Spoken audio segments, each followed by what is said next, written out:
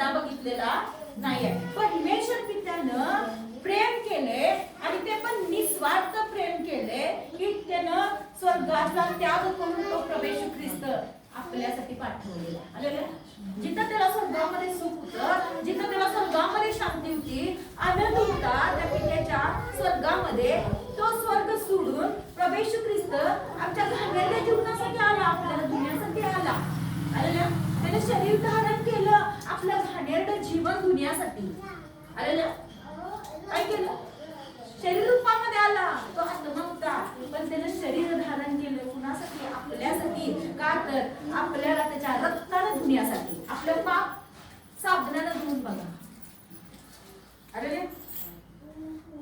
कपड्याला डाग लागला तर काय करतायचं?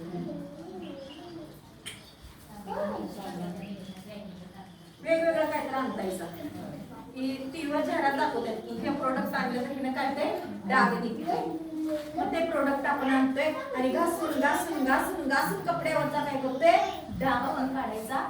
पण आपल्या जीवनाला जो जन्मताच लागलेला डाग आहे, पापाचा डाग आहे, तो कशाने घालवणार आहे तुम्ही घासून? कशाने?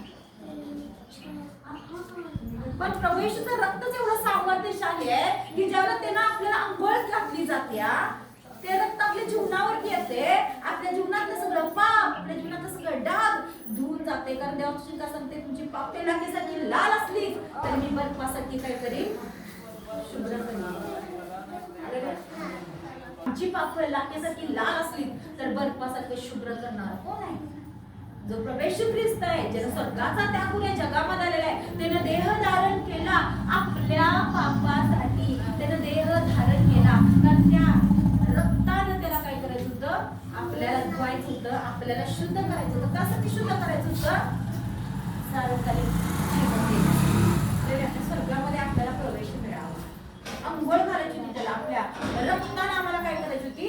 त्या प्रभूला अंघोळ घालायची होती. का तर त्या रक्तानं धुवून आम्ही कुठं जावं? रक्तानं धुतल्याशिवाय आम्ही स्वर्गामध्ये पोहोचू शकत नाही. कारण आमचं पाप आम्हाला परवानगी देऊ शकत नाही स्वर्गामध्ये. कारण पापी व्यक्तीला स्वर्गामध्ये येण्यासाठी परवानगी नाही आहे. आणि तो डाग घेऊन आम्ही स्वर्गामध्ये जाऊ शकत नाही. बघा, एखादं लग्न आहे आणि एकदम छानपैकी लग्न झालंय आणि माझ्या अंगावर काय झालंय? मी कुठेतरी गटरात पडले आणि तसंच उठले आणि मी गेले त्या लग्नामध्ये. जाशीला का तुम्ही? जाशीला?